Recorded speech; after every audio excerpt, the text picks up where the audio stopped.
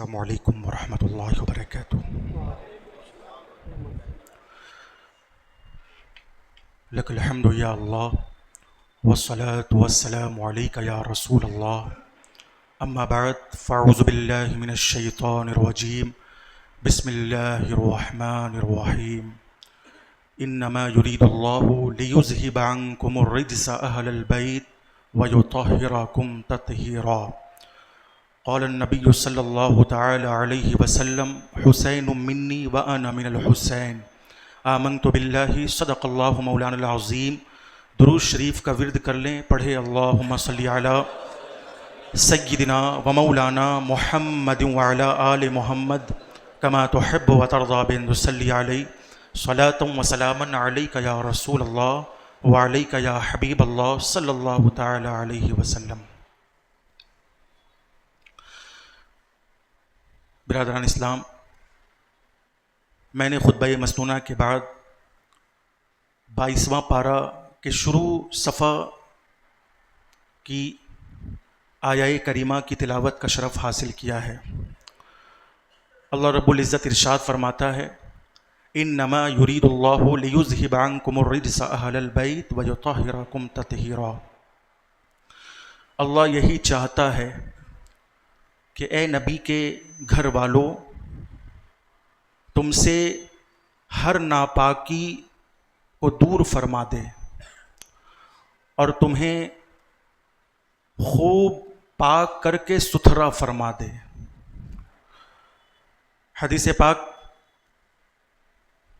اللہ کے نبی ارشاد فرماتے ہیں، حسین منی وانا من الحسین، حسین مجھ سے ہے اور میں حسین سے ہوں۔ اس آیہ کریمہ کے ضمن میں مفسرین کرام نے اہل بیت سے مراد حضور کی ازواج مطہرات اور حضور کی اولاد امجاد لیا ہے۔ علماء تفسیر فرماتے ہیں کہ اس آیت کریمہ میں اہل بیت سے مراد حضور کی بیویاں ہیں اور حضور کی اولاد ہیں، لیکن جمہور اس بات کا قول کرتے ہیں کہ اس آیہ کریمہ میں اہل بیت سے مراد مولا علی ہے،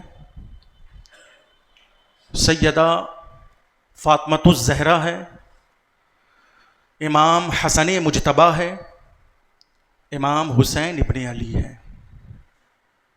چونکہ اس تفسیر کی روشنی میں،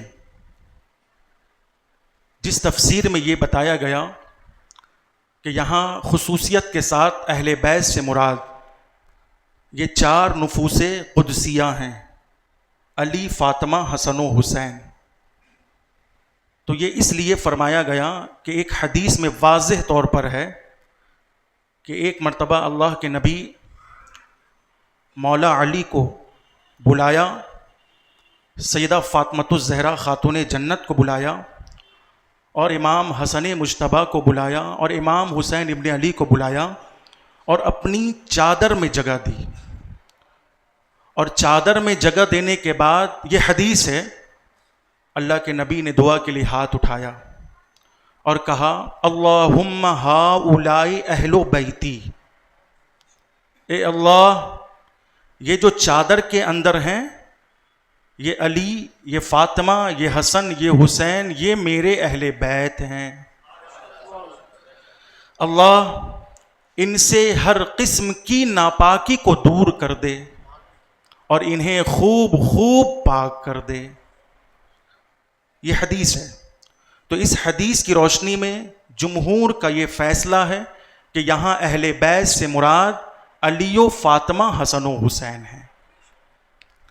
اب آئیں، جب قرآن نے یہ کہا کہ اے علی، اے فاطمہ اور اے حسن و حسین، اور صبح قیامت تک آنے والی نسل حسین، نسل حسن، نسل فاطمہ، نسل علی، اللہ نے تمہیں پاک کر دیا ہے اور ہر قسم کی ناپاکی کو تم سے دور رکھا ہے. ہر قسم کی ناپاکی کو تم سے دور رکھا ہے. تو جب اللہ نے 1450 سال پہلے یہ فیصلہ فرما دیا کہ اے نبی کے گھر والوں، اے اہل بیت مصطفیٰ، اللہ نے تم سے ہر قسم کی ناپاکی کو دور رکھا ہے، تو آج بھی اللہ نے اہل بیت اور ان کے گھر والوں سے ہر قسم کی ناپاکی کو دور رکھا ہے. اس لیے اگر کوئی ذکر اہل بیت نہ کریں یا ذکر اہل بیت تو کرتا ہے مگر فرد اہل بیت سے نہ جڑے، تو آپ پریشان نہ ہوں، آپ حیران نہ ہوں کہ یہ کیا ہو گیا، بلکہ سیدھے اسی آیت کو پڑھیں اور اس آیت کی تفسیر میں جائیں تو آپ کو اس کا جواب مل جائے گا کہ اللہ نے 1450 سال پہلے ہی فرما دیا تھا کہ یہ اہل بیت اتنے پاک ہیں، ان کا گھرانہ اتنا پاک ہے، اتنا افضل ہے، اتنا بہتر ہے، اتنا ستھرا ہے، اتنا اچھا ہے کہ گندے قسم کے لوگ، ناپاک طبیعت کے لوگ ان کے ارد گرد بھی نہیں نظر آئیں گے. کچھ لوگوں نے کہا کربلا کی جنگ 2 شہزادوں کی جنگ ہے. کچھ لوگوں نے کہا کربلا کی جنگ 2 شخصیتوں کی جنگ ہے. لیکن حقیقت یہی ہے پیارے کہ کربلا کی جنگ نہ 2 شہزادوں کی جنگ ہے، نہ 2 شخصیتوں کی جنگ ہے، بلکہ کربلا کی جنگ اصل میں حق و باطل کی جنگ ہے. حسین ابن علی مسجد نبوی کے امام تھے، اور امامت کا منصب ایسا ہوتا ہے کہ انسان نہ چاہ کر بھی حق بولنا ہی پڑتا ہے. تو حسین ابن علی چونکہ کسی مزار کے مجاور نہیں تھے، کسی بابا کے خادم نہیں تھے، وہ تو خود مخدوم تھے. وہ مسجد نبوی کے امام تھے. حق گوئی ان کی فطرت تھی، بے باکی ان کے خون میں شامل تھی. تو حسین پاک کو یزید سے اس لیے تکلیف نہیں تھی کہ یزید حضرت امیر معاویہ کا بیٹا ہے، یزید بھی پڑھا لکھا ہے، یزید بھی ایک بادشاہ کا بیٹا ہے، اس لیے تکلیف نہیں تھی. حسین پاک کو یزید سے صرف اس لیے تکلیف تھی کہ یزید شریعت کے خلاف کام کرتا تھا. حسین پاک کو یزید سے تکلیف کیوں کرو؟ کیونکہ یزید کسی بھی اینگل سے اور کسی بھی صورت سے حسین سے افضل نہیں، نہ سیرت میں افضل، نہ صورت میں افضل، نہ خاندان میں افضل، نہ ایمان میں افضل. حسین پاک کے نانا سے افضل یزید کا نانا نہیں، حسین پاک کے بابا سے افضل یزید کا بابا نہیں، حسین پاک کے خاندان سے افضل یزید کا خاندان نہیں. حسین پاک خوبصورت بھی ہیں، خوب سیرت بھی ہیں.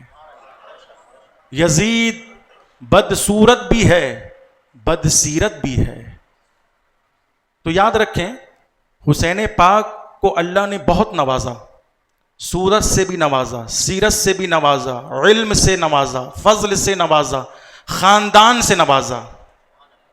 اور اس سے بڑی نعمت کیا ہو سکتی ہے کہ اپنے پیارے حبیب کا نواسا بنایا. تو آپ دیکھیں کہ اگر حسین پاک کو ذات یزید سے تکلیف ہوتی، توجہ دیجیے گا، یہ جنگ کیوں ہوئی؟ جنگ کربلا کیوں ہوئی؟ جنگ کربلا ہونے کی وجہ یہی تھی کہ یزید شریعت کو پامال کر رہا تھا، یزید حدیث کی بات نہیں سنتا تھا، یزید قرآن کی بات کو پس پشت ڈال دیتا تھا، یزید حرام کاموں میں بہت آگے تھا اور اپنے ساتھیوں کو حرام کاری کا حکم بھی دیتا تھا۔ یزید ہر اعتبار سے ناکارہ، ناہنجار، ہر اعتبار سے یزید سنت کے خلاف، شریعت کے خلاف کام انجام دیتا۔ حسین پاک کو یزید کی ذات سے تکلیف نہیں، بلکہ یزید کے کردار سے تکلیف تھی، کردار یزید سے تکلیف تھی۔ آج بھی اگر لوگوں کا کردار یزید ہے تو یہ جان لے کہ حسین پاک کو آج بھی ایسے لوگوں سے تکلیف ہے، کیونکہ یہ جنگ کربلا یہ ایک درس ہے، یہ ایک عبرت ہے، یہ ایک نصیحت ہے، اور نصیحت یہی ہے کہ جب بھی ظالم سر ابھارے تو کوئی ہو جو اللہ اس کے رسول کے لیے اس ظالم کے سر کچلنے کے لیے آگے بڑھ جائے۔ تو جنگ کربلا جو لوگ یہ خیال رکھتے ہیں کہ 2 شہزادوں کی جنگ تھی، یہ غلط خیال ہے، کیونکہ یزید کسی بھی اینگل سے شہزادہ نہیں ہو سکتا، یزید کسی بھی صورت شخصیت نہیں ہو سکتا۔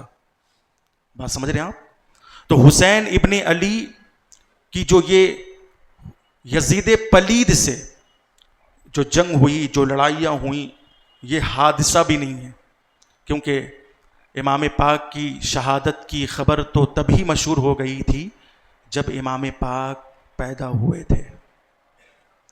کوئی یہ نہ سمجھے کہ امام حسین کربلا حکومت کے لیے گئے تھے، اقتدار کے لیے گئے تھے، زمین کے لیے گئے تھے۔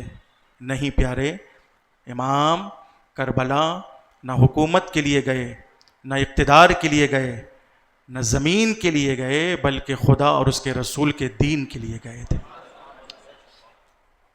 آج بھی جو دین پر قائم ہیں، جو شریعت پر قائم ہیں، جو نماز کی پابندی کر رہا ہے اور نماز کی پابندی کے ساتھ دل سے کہتا ہے اللہم صلی علی محمد وعلی آل محمد، جو نماز کی پابندی کے ساتھ، شریعت کی پابندی کے ساتھ حسین پاک کے نام کا لنگر بھی کر رہا ہے، حسین اس سے راضی ہے۔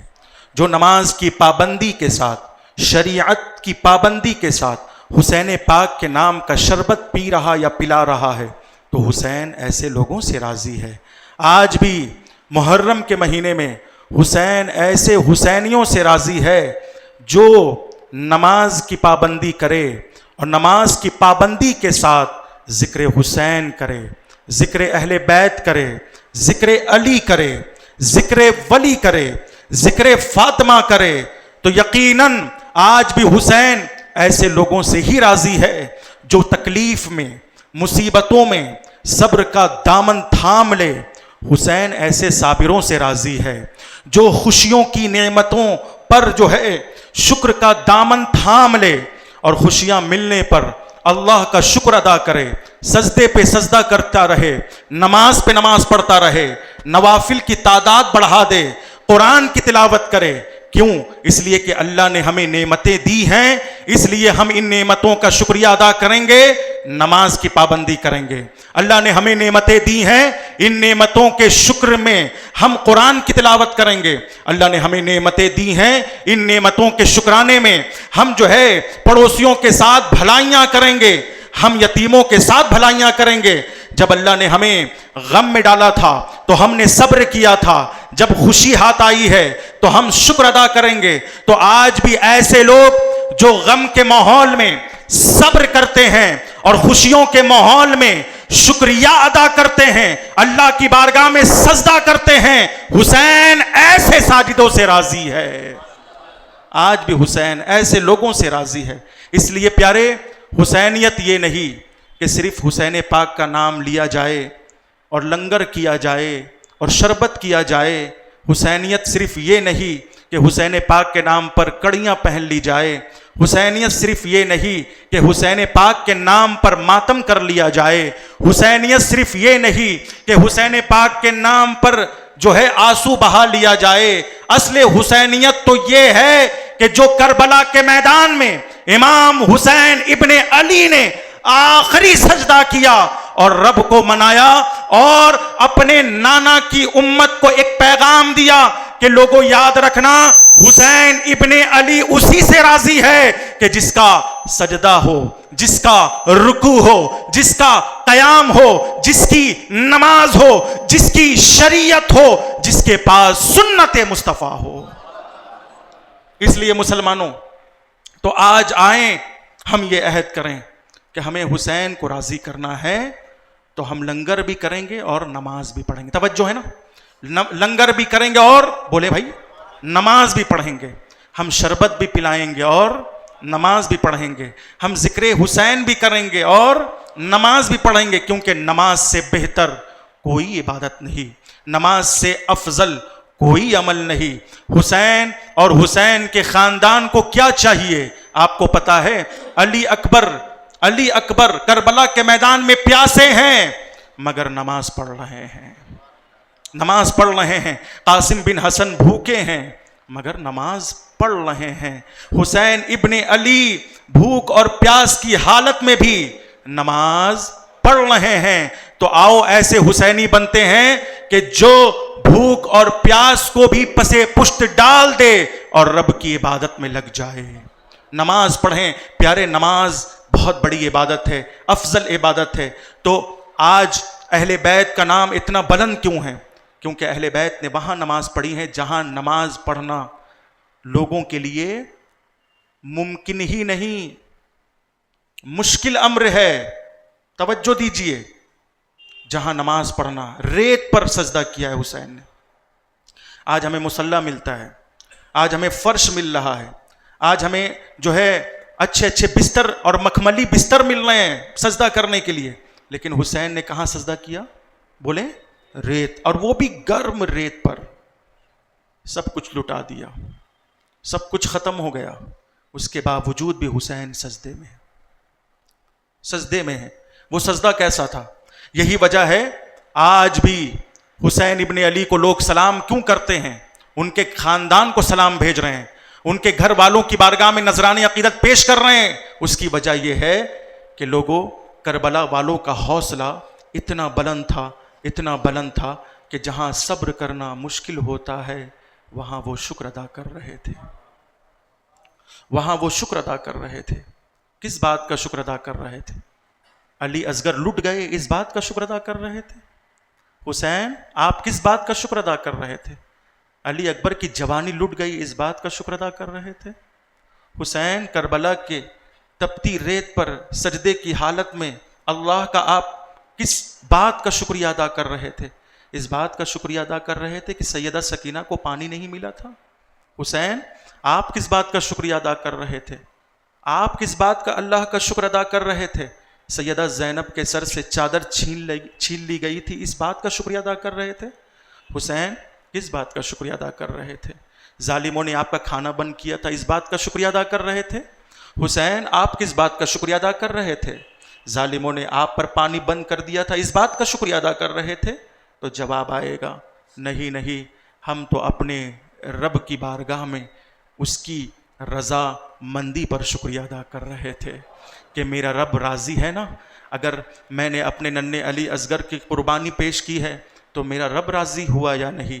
میں نے قاسم بن حسن کے شباب کو قربان کر دیا تو کیا اس پر میرا رب راضی ہے یا نہیں؟ میں نے علی اکبر کی جوانی کو لٹا دیا, کیا میرا رب راضی ہوا یا نہیں؟ سیدہ سکینہ کو پیاس اور بھوک میں تڑپتا دیکھا تو کیا اس پر میرا رب راضی ہوا یا نہیں؟ میری بہن سیدہ زینب کے سر سے چادر چھینی گئی, میں اس کو دیکھنے کے باوجود بھی خاموش رہا تو کیا میرا رب مجھ سے راضی ہوا یا نہیں؟ تو آسمان سے آواز آئی, یا ایتھا النفس المطمئنہ ارجعی الی ربک راضیۃ مرضیہ فادخلی فی عبادی وادخلی جنتی. اے روح حسین, لوٹ آ، تیرا رب تجھ سے راضی ہو گیا ہے اور تو بھی رب سے راضی ہو گیا ہے. اب قیامت تک رب اس سے بھی راضی ہو جائے گا جو تجھ سے راضی ہو جائے گا. اس لیے پیارے آپ دیکھیں کہ کربلا ہمیں آج بھی صبر و شکر کی دعوت دے رہا ہے کہ لوگوں تمہاری زندگی میں دو چیزیں بہت زیادہ آئیں گی، دو چیزیں، اس کے علاوہ نہیں، دو چیزیں جس کو کہا جاتا ہے کبھی خوشی کبھی غم. اسی کا نام ہے زندگی، اسی کا نام ہے زندگی. کبھی خوشی کبھی غم کا نام ہی زندگی ہے. تمہاری زندگی میں ان دونوں چیزوں سے تمہیں سابقہ پڑے گا، تمہیں سامنا کرنا پڑے گا. کبھی خوش رہو گے کبھی غم میں رہو گے تو کربلا کو یاد کر لینا، کربلا کو یاد کر لینا. جب خوشی آئے تو تم شکر ادا کر لینا، اور جب کبھی غم مل جائے تو تم صبر ادا کر لینا. یہی وجہ ہے پیارے، تو قرآن نے کہہ دیا، صاف لفظوں میں کہہ دیا کہ حسین اور ان کا گھرانہ اتنا پاک ہے، اتنا پاک ہے کہ جو لوگوں کی عقل میں بھی نہیں آ سکتے ہیں، جو لوگوں کے سمجھ میں بھی نہیں آ سکتے ہیں، لوگ ان سے دور رہیں گے، ان کے ذکر سے دور رہیں گے.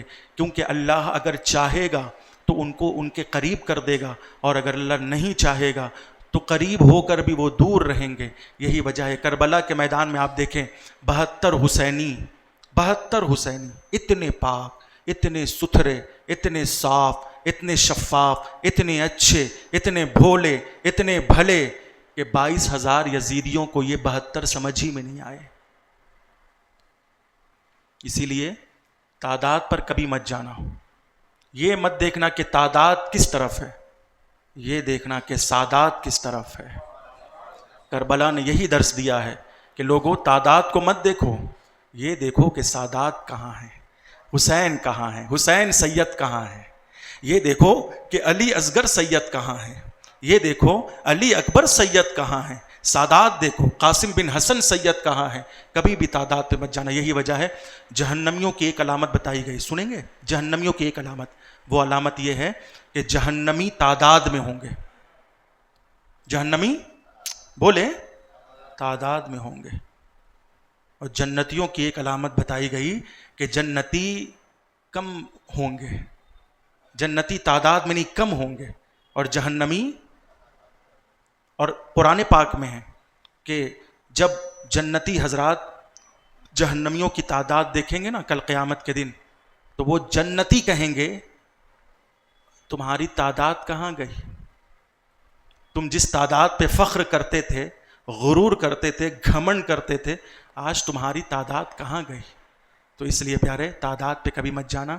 میں نے دیکھا ہے اہل سنت والجماعت کی تعداد بہت کم ہے، بہت کم، نہ کے برابر.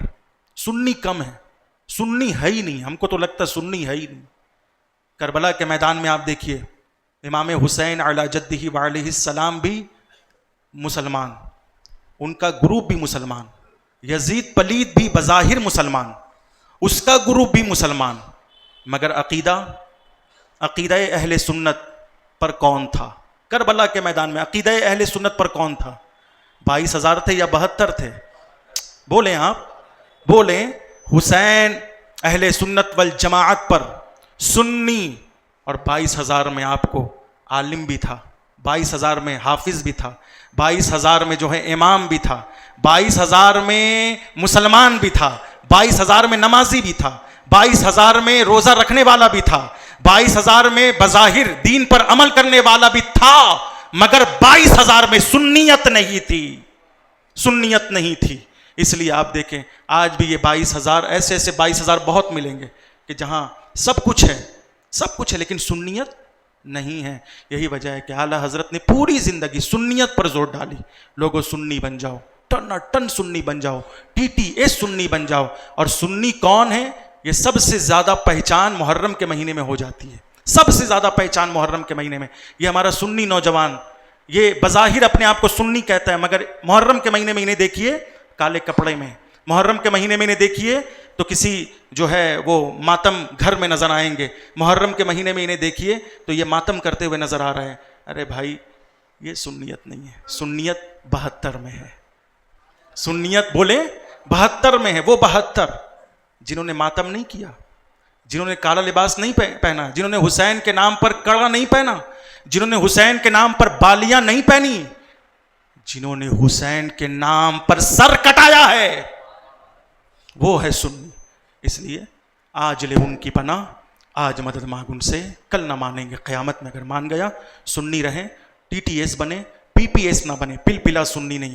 پل پلا سنی وہ ہے جو صلح کلیوں سے بھی راضی ہے، شیعوں سے بھی راضی ہے، وہابیوں سے بھی راضی ہے، دیوبندیوں سے بھی راضی ہے. اور ٹی ٹی ایس سنی تو یہ کہتا ہے دشمن احمد پہ شدت کیجئے، ملحدوں کی کیا مروت کیجئے، غیظ میں جل جائے بے دینوں کے دل، یا رسول اللہ کی کثرت کیجئے. استغفر اللہ ربی من کل ذنب واتوب الیہ. لا الہ الا اللہ محمد الرسول اللہ صلی اللہ علیہ وسلم.